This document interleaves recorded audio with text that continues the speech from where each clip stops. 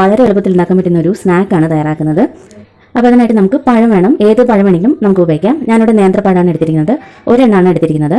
ഇത് നമുക്കിനി നന്നായിട്ടൊന്ന് ഉടച്ചെടുക്കാം. മിക്സിയിലൊന്നും ഇടേണ്ട ആവശ്യമില്ല, ഒന്നെങ്കിൽ സ്പൂണോ ഫോർക്കോ വെച്ചിട്ട് ഉടച്ചെടുക്കാം. പഴുത്ത് കളയാറായ പഴമൊക്കെ നമുക്ക് ഈ ഒരു റെസിപ്പിക്ക് വേണ്ടിയിട്ട് ഉപയോഗിക്കാൻ പറ്റും. അപ്പോൾ ഇതുപോലെ ഉടച്ചിട്ടുണ്ട്. ഇനി ഇതിലേക്ക് നമ്മൾ മധുരത്തിനനുസരിച്ച് പഞ്ചസാര ചേർക്കാം. നല്ല മധുരമുള്ള പഴമാണെങ്കിൽ അതിനനുസരിച്ച് പഞ്ചസാര ചേർത്താൽ മതി. അപ്പോൾ പഞ്ചസാരയുടെ അളവ് പറയുന്നില്ല, നിങ്ങളുടെ ഇഷ്ടാനുസരണം ചേർക്കാം. ഞാനിവിടെ ഒരു 2 ടീസ്പൂൺ പഞ്ചസാരയാണ് ചേർക്കുന്നത്. കൂടെ തന്നെ ഒരു 2 ടേബിൾ സ്പൂൺ തേങ്ങയും കൂടി ചേർക്കുന്നുണ്ട്. തേങ്ങ കൂട്ടി ചേർത്താലും കുഴപ്പമൊന്നുമില്ല. ഇനി ഇതെല്ലാം കൂടി നന്നായിട്ടൊന്ന് മിക്സ് ചെയ്തെടുക്കാം.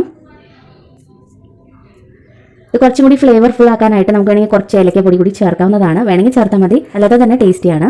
അപ്പോൾ ഇതുപോലെ മിക്സ് ചെയ്തെടുത്ത് വെച്ചിട്ടുണ്ട്. ഇനി നമുക്കൊരു ബാറ്റർ തയ്യാറാക്കണം. അതിനായിട്ടൊരു ബൗളിലേക്ക് 1/2 കപ്പ് മൈദ എടുത്തിട്ടുണ്ട്. ഇതിലേക്ക് 1 ടേബിൾ സ്പൂൺ അരിപ്പൊടി ചേർക്കാം, നല്ലൊരു ക്രിസ്മസിന് വേണ്ടിയിട്ടാണ്. പിന്നെ 1 ടേബിൾ സ്പൂൺ കറുത്ത എള്ളും കൂടി ചേർക്കുന്നുണ്ട്. എള്ള് ഓപ്ഷണൽ ആട്ടോ, ഉണ്ടെങ്കിൽ ചേർക്കാം, അല്ലെങ്കിൽ ഒഴിവാക്കാം.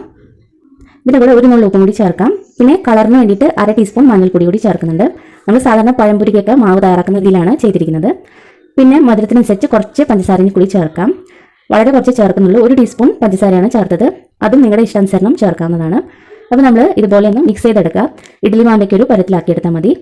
ഇനി സമയം ഉണ്ടെങ്കിൽ നമുക്കൊരു അരമണിക്കൂർ അടച്ചു വെച്ച് റെസ്റ്റ് ചെയ്യാൻ വേണ്ടിയിട്ട് വെക്കാം. അപ്പോൾ മാവ് നന്നായിട്ട് തന്നെ പുളിച്ച് കിട്ടും. അതല്ല ഉടനെയാണ് ഉണ്ടാക്കുന്നതെങ്കിൽ 1 നുള്ളു സോഡാപ്പൊടിയും കൂടി ചേർത്തിട്ട് നമുക്ക് മിക്സ് ചെയ്ത് ഉണ്ടാക്കാം.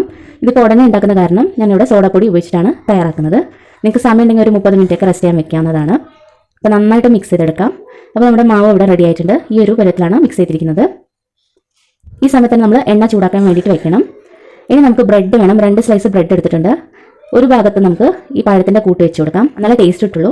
അപ്പോൾ നല്ലതുപോലെ തന്നെ ഈ ഫില്ലിങ് വെച്ച് കൊടുക്കാം. ഒരു സൈഡ് മാത്രം വെച്ചാൽ മതി. ഇനി മറ്റൊരു ബ്രെഡിൻ്റെ സ്ലൈസ് വെച്ചിട്ട് നമുക്കിതൊന്ന് കവർ ചെയ്തെടുക്കാം. കവർ ചെയ്തതിന് ശേഷം ഒന്ന് പ്രസ് ചെയ്ത് കൊടുക്കാം.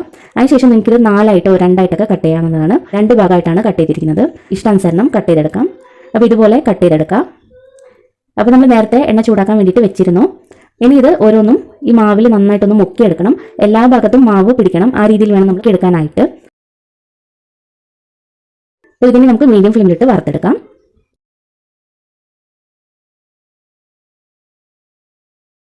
അപ്പോൾ ഈ ഒരു കളറാകുമ്പോൾ നമുക്ക് എടുക്കാവുന്നതാണ്. ഒരുപാട് കുക്ക് ചെയ്യേണ്ട ആവശ്യമില്ല. നല്ലതുപോലെ മാവ് കോട്ട് ചെയ്തെടുത്താൽ ഒട്ടും തന്നെ എണ്ണയൊന്നും കുടിക്കില്ല. എല്ലാ ഭാഗത്തും മാവ് പിടിക്കുന്ന രീതിയിൽ കോട്ട് ചെയ്തെടുക്കണം. അപ്പോൾ ഇത്രയേ ഉള്ളൂ. വളരെ സിമ്പിളായിട്ട് ഉണ്ടാക്കാൻ പറ്റുന്ന ഒരു ടേസ്റ്റി റെസിപ്പിയാണ്. അപ്പോൾ ഇതൊന്ന് കട്ട് ചെയ്ത് കാണിച്ചു തരാം. നമുക്കിങ്ങനെ 2ആയിട്ട് വേണമെങ്കിലും കട്ട് ചെയ്തെടുക്കാം. അപ്പോൾ എന്തായാലും ഈ ഒരു റെസിപ്പി ട്രൈ ചെയ്തിട്ട് അഭിപ്രായങ്ങളൊക്കെ അറിയിക്കുക. വീഡിയോ ഇഷ്ടപ്പെട്ടാൽ ലൈക്ക് ചെയ്യാനും സബ്സ്ക്രൈബ് ചെയ്യാനും മറക്കരുത്. താങ്ക്